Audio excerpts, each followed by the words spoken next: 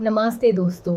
आज का टॉपिक है इंडियन पॉलिटी का एक technical but very important concept, power of parliament to legislate on state matters. और इसके साथ हम समझेंगे 3 क्रूशियल डॉक्ट्रिन्स भी, doctrine of territorial nexus, doctrine of pith and substance, doctrine of colourable legislation. ये कॉन्सेप्ट्स इंडियन फेडरलिज्म को समझने के लिए बहुत ज़रूरी हैं। तो चलिए स्टार्ट करते हैं। पार्ट 1, इंट्रोडक्शन, इंडिया का फेडरल सिस्टम। इंडिया एक क्वाजी फेडरल कंट्री है, यानी इंडिया में फेडरलिज्म है लेकिन सेंटर थोड़ा स्ट्रॉन्ग है स्टेट्स के कंपैरिजन में। कंकरेंट लिस्ट दोनों बना सकते हैं, पर पार्लियामेंट कुछ स्पेशल कंडीशंस में स्टेट लिस्ट के सब्जेक्ट्स पे भी लॉ बना सकता है। इसके लिए कॉन्स्टिट्यूशन में कुछ स्पेशल आर्टिकल्स दिए गए हैं। इंडियन कॉन्स्टिट्यूशन ने सेंटर और स्टेट के बीच लॉ बनाने के राइट्स को क्लियरली डिवाइड किया है।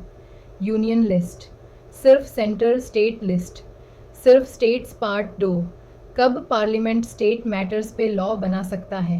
ये नॉर्मल केसेस नहीं होते, ये स्पेशल सर्कमस्टांसेस होते हैं जहां सेंटर को स्टेट के सब्जेक्ट पे कंट्रोल मिलता है। चलिए एक एक करके समझते हैं। 1. Article 249, national interest. अगर राज्यसभा 2/3 मेजॉरिटी से रेजोल्यूशन पास करे कि नेशनल इंटरेस्ट के लिए पार्लियामेंट को स्टेट सब्जेक्ट पे लॉ बनाना चाहिए तो पार्लियामेंट को पावर मिल जाता है। वैलिडिटी 1 साल, रिन्यूएबल। एग्जाम्पल, अगर नेशन वाइड पोल्यूशन हो रहा हो और स्टेट्स का रिस्पांस काफ़ी नहीं हो तो पार्लियामेंट एनवायरनमेंट पे लॉ बना सकता है। 2. आर्टिकल 250, नेशनल इमरजेंसी के टाइम जब देश में नेशनल इमरजेंसी लगी हो, वॉर, एक्सटर्नल एग्रेशन, तब पार्लियामेंट स्टेट लिस्ट के सब्जेक्ट्स पर भी लॉ बना सकता है। लॉ इफेक्टिव रहता है जब तक इमरजेंसी चल रही हो, प्लस 6 मंथ्स उसके बाद तक 3।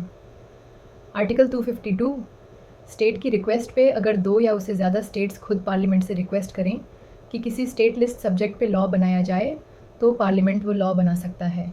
वो लॉ सिर्फ उन्हीं स्टेट्स पे लागू होता है, बाकी स्टेट्स चाहें तो लेटर उस लॉ को अडॉप्ट कर सकती हैं। Example, wild life protection act initially कुछ स्टेट्स की रिक्वेस्ट पर बना था।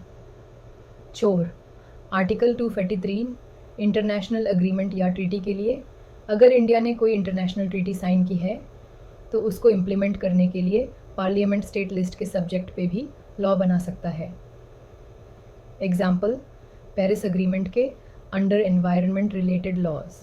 5. Article 376, president's rule.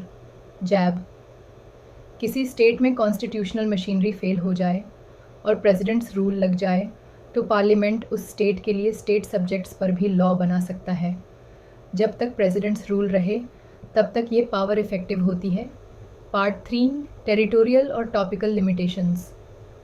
Generally parliament पूरे इंडिया के लिए लॉ बना सकता है, स्टेट लेजिस्लेचर सिर्फ अपने स्टेट के लिए, लेकिन कभी कभी पार्लियामेंट का लॉ स्टेट लिस्ट को क्रॉस कर जाता है और स्टेट का लॉ स्टेट के बाहर तक इफ़ेक्ट दिखाता है।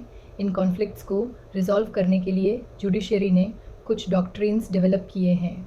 Part 4, doctrine of territorial nexus, meaning ये डॉक्ट्रिन बोलता है कि अगर किसी लॉ का कनेक्शन या लिंक, नेक्सस, किसी स्टेट से है तो वो लॉ वैलिड होगा चाहे उसका कुछ इफ़ेक्ट स्टेट के बाहर भी हो।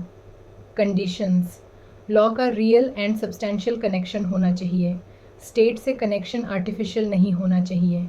Example, case, Tata iron and steel where state of Bihar ने टैक्स लगाया था कोल पे जो स्टेट में प्रोड्यूस हुआ था लेकिन बाहर बेचा गया। कोर्ट ने बोला कोल स्टेट में निकला है तो नेक्सस वैलिड है, लॉ सही है। Example case, state of Bombay वेसर चमार बगवाला। बॉम्बे ने लॉटरी टिकट पे टैक्स लगाया जो बॉम्बे के बाहर सेल में था। कोर्ट ने बोला गेम बॉम्बे में ऑपरेट होता था इसलिए टेरिटोरियल नेक्सस वैलिड है। Part 5, doctrine of pith and substance, meaning अगर एक लॉ किसी एक लिस्ट के सब्जेक्ट पे बेस्ड है लेकिन उसका साइड इफ़ेक्ट किसी दूसरी लिस्ट के सब्जेक्ट पे पड़ता है तो वो लॉ फिर भी वैलिड माना जाएगा। बेसिकली देखा जाता है कि लॉ का real subject matter, pith and substance क्या है। पर्पस, माइनर इंक्रोचमेंट अलाउ करता है, फ्लेक्सिबिलिटी देता है, लेजिस्लेचर को कॉन्फ्लिक्ट रिजॉल्व करता है without invalidating the law. Example, case, state of Bombay versus FN Balsara. Bombay prohibition act alcohol को बैन करता था, ये लॉ पब्लिक हेल्थ के लिए था। स्टेट लिस्ट, पर इससे ट्रेड पे भी इफेक्ट पड़ा। यूनियन लिस्ट, SC ने बोला रियल ऑब्जेक्टिव हेल्थ है, लॉ वैलिड है। Example case, Ujagar prints case centre ने प्रोसेसिंग ऑफ टेक्सटाइल्स पे टैक्स लगाया। Though it related to trade, court ने बोला मेन सब्जेक्ट टैक्सेशन है जो यूनियन लिस्ट का है, लॉ वैलिड है। Part 6 doctrine of colourable legislation, meaning जो काम सिरे से नहीं कर सकते उसको घूम के भी नहीं कर सकते, बस यही डॉक्ट्रिन का कोर आइडिया है। एक लेजिस्लेचर अपने पावर का मिसयूज़ नहीं कर सकता by pretending it's doing something legal. Example case KC Gajapati Narayan, देओवीसी state of Orissa law land reform का था, लेकिन एक्चुअली टारगेटेड था एक स्पेसिफिक ज़मींदार। कोर्ट ने बोला ये डिस्गाइज है, लॉ कलरेबल है, इनवैलिड है। Example case state of Bihar versus Kameshwar Singh. State ने पब्लिक पर्पस दिखा के लॉ बनाया, बट एक्चुअल इंटेंट था सिर्फ कुछ लोगों को टारगेट करना। कोर्ट ने लॉ को अनकॉन्स्टिट्यूशनल डिक्लेयर किया। Part 7 summary of doctrines, doctrine role, territorial nexus, validity of laws with external effect if link exists, pith and substance, minor overlaps allowed if core subject is within power, colorable legislation prevents misuse of legislative power through disguise। यह doctrines parliament और state legislature के बीच balance maintain करते हैं और ensure करते हैं कि law making में फेयरनेस और लीगैलिटी हो। Part 8 conclusion.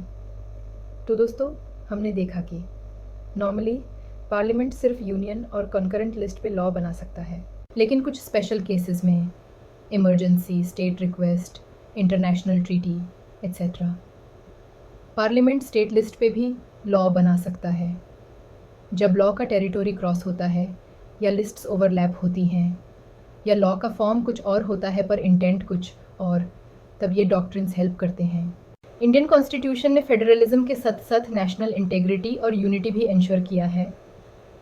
जुडिशरी इन डॉक्ट्रिन्स के थ्रू चेक्स और इंटरप्रिटेशंस प्रोवाइड करती है ताकि सेंटर और स्टेट्स अपने बाउंड्रीज़ के अंदर काम करें